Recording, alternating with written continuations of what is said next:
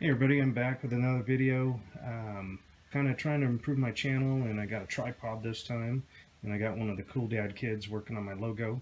So for today's video, I wanted to do something about tools, and also this might be some good ideas for what you can get some of the cool dads in your life, for Father's Day, or maybe just for yourself. It doesn't have to be for dads, but so what this is we're just going to keep it to tools as far as this goes, and these are not just primary tools, like your regular screwdrivers and hammers. I think we all know about that kind of stuff, but maybe some other things that are kind of secondary, or still some primary stuff here, but things that I find very useful and or situational type tools, and things that when you need them they're very handy, and stuff that's, if you get this for somebody as a gift, they're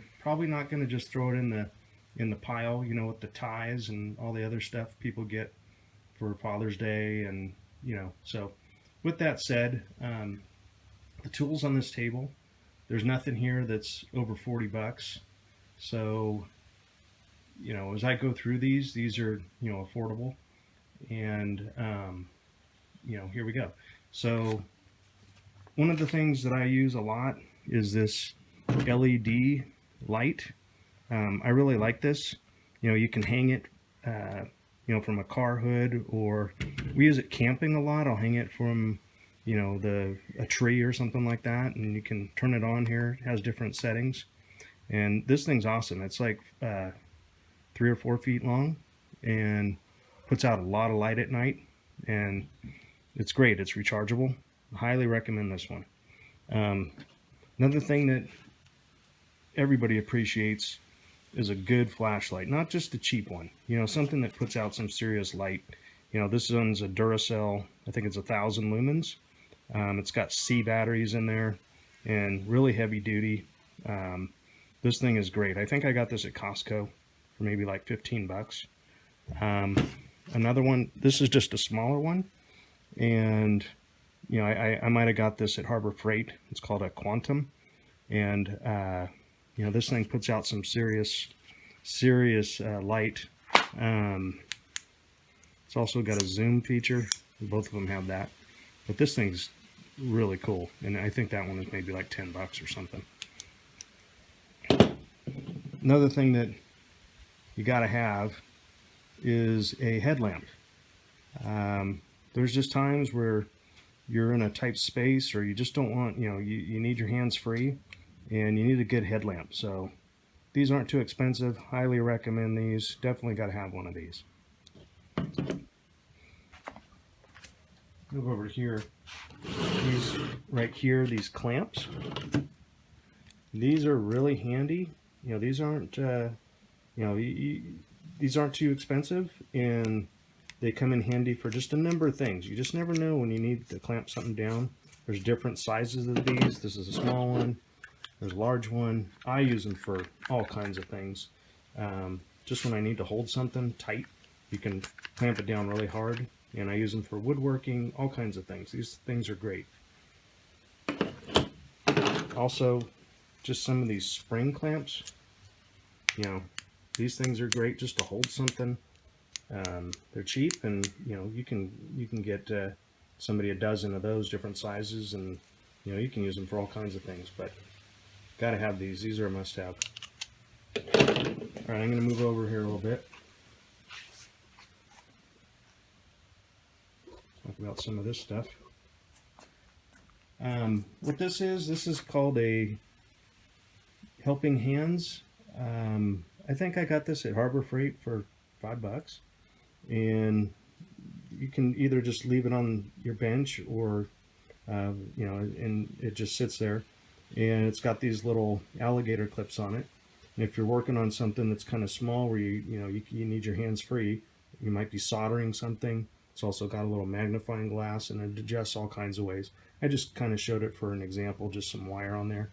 But that thing is, when you need just an extra set of hands to hold something small, this thing is perfect, and I think it was like $5. This next one here, this is just called a rubber strap wrench, and what this is used for are for like pipe fittings, kind of like when I was putting my pool together, or just for any kind of plumbing. You know, there's certain times where you want to get something tighter than your hands can do it, and maybe it hurts your hands or what have you, but you put one of these rubber strap wrenches on there, and you can see you just kind of you turn it, and that is tighter than you could ever do it by hand, and it doesn't ruin the finish on the fittings. It's just, you know, it won't ruin a plastic finish. So these things are awesome. They're cheap. I think I got that two set, the small and the large one, the set for under $20. This next one here, gosh, this one is one of my favorites. This is for those clamshell packages that I think everybody hates. Everything comes in these packages, and you try to open them with a knife or a scissors, and they cut you, and you know you're bleeding all over to get something open. But with these things, this is called an open it. It's just angled, kind of an offset, to where you cut it, and it goes right there, and you can, you know, you do it around the whole way, and you can open that without having to cut yourself, and you know, you know, sharp objects gouging into you, trying to get the package open on, you know, for a gift or who knows what you're opening. It's, you know, and you makes it difficult. These things are great. These are like the best thing ever. Love it. We'll go over a little bit. Another thing I use a lot, and it's just handy sometimes. This is just a right angle screwdriver, nothing fancy here. In a tight spot where you just need that other angle, it ratchets both ways. You can kind of turn the ratchet both ways, and it comes with some different, you know, as far as the different fittings on there. But I think I paid $3 or $4 for this at Harbor Freight, and when you need a tool like that, this is the tool to have, and it's great. I have a few of these I keep. Now this next one, gotta have a magnetic level. There are just times where you're trying to work on something that's metallic, and you just need it to stick, and you know, and in a vertical position, and gotta have one of these. Just a magnetic level. You know, you can get these for under $5. Okay, this next one, I use these carpet knives a lot. I mean, they come in handy for, you know, I open boxes with them, or obviously cutting carpet, but I use them for a number of things. I really like these carpet knives. They have a wood handle, you know, fits my hand really good, and you can, you know, real sturdy. But also, to sharpen these, you gotta have what's called the Speedy Sharp. I really like this thing. What it does is these knives are not, you know, the most premium metal, but you just use this tool on it, this Speedy Sharp, and all you do is you just kind of rub it on the knife like that. And do the other side a little bit. It doesn't take much. And just to kind of show you, here's just kind of a piece of cardboard, scrap piece. You know, I mean, that thing is razor sharp. And this Speedy Sharp, I've probably had this thing, I don't know, 10, 12 years. I use it all the time. And the edge on that is like brand new. I mean, it still looks the same as it did from day one. And I use this thing all the time. I don't just sharpen, you know, this knife with it, but I use it on other knives. And I don't know, you know, it's made out of some kind of hardened steel of some sort, maybe with some plutonium added to it. I really don't know, but this thing is amazing. You can get these for like $10. I see these online for like $10, you know, and this is a must-have for sharpening knives. Great tool. Next one here, these are just basic Exacto knives. I don't know if everybody knows about these or uses them. I use them for everything. I do a lot of hobby work and, just kind of general cutting. These things are great. The blades are, you can just, they're just disposable blades. And I use them for so many things. I've been using these forever. And these are a great tool. Gotta have these Exacto knives. Also, they make a little Exacto saw. you know, this is a great tool when you just want to cut something small, maybe just a little small piece of wood, or who knows what. But it's just a nice little saw made by the same company, Exacto, and they have different blades that you can put in there. But that's also a great little tool. Also in the shop, you got to have good scissors. Nothing's worse than a cheap pair of scissors when you're trying to cut something and it's all flimsy, the scissors and everything. So um, I really like these. They're called a Fiskars. I don't know where I got these, maybe Home Depot. But these things are really good. Got to have a good pair of scissors. That's always a good idea for somebody to have. This tool here, there's a lot of saws that are out there. There's all kinds of different situational type saws, for different types of cutting, hack saws, all kinds of saws. But my number one saw, being that I work in the yard a lot, and whether I'm trimming trees or cutting a log of some sort or who knows what, um, this particular saw is called a bear saw, like the animal BEAR, bear saw.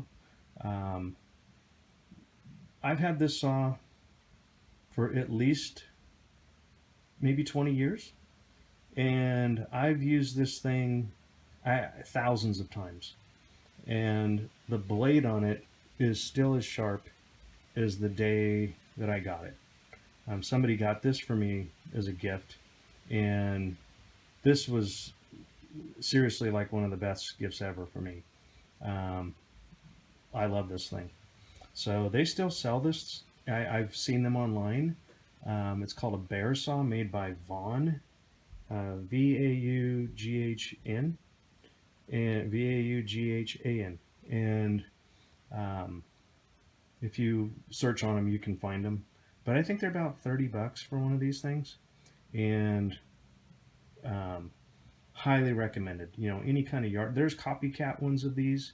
I believe these are made in Japan, possibly, but this is seriously one of the greatest saws I have. As far as what I have in my tool repertoire. So this is a great tool to have. Anybody would love to have one of these. It's called a bear saw. And then lastly is just a stud finder. This tool here, um, it comes in handy obviously when you're trying to maybe hang a picture and you're trying to find a stud in the wall, or you're trying to screw something into the wall, who knows what, and you obviously either got to find the stud or you want to make sure you don't hit any kind of an electrical connection or a pipe of some sort in the wall that you can't see. It's got different settings for that, to detect electrical or pipes and so forth. But if somebody doesn't have one of these, this is a great option for a tool to have, rather than just kind of guessing and poking holes in the wall and trying to find a stud. You can pick one of these up for, I don't know, $30 or so. And I've had this one for a long time and still works great. And definitely one of the best tools to have handy when you need it. Don't use it all the time, but when you need one, it is very handy. So that's all of them that I was going to cover. I've got a lot of tools. I have lots of tools. It's taken me a lifetime to gather them. Whether I started kind of collecting tools when I was a kid, and whether people gave them to me as gifts or I bought them for working on a project or something. I have lots of tools, and I'll probably talk about more of them later. Some of the specialized stuff. But one thing about tools, at least for me, is I never get rid of a tool. If you have a garage sale or something and you're selling stuff, one thing I never sell is a tool.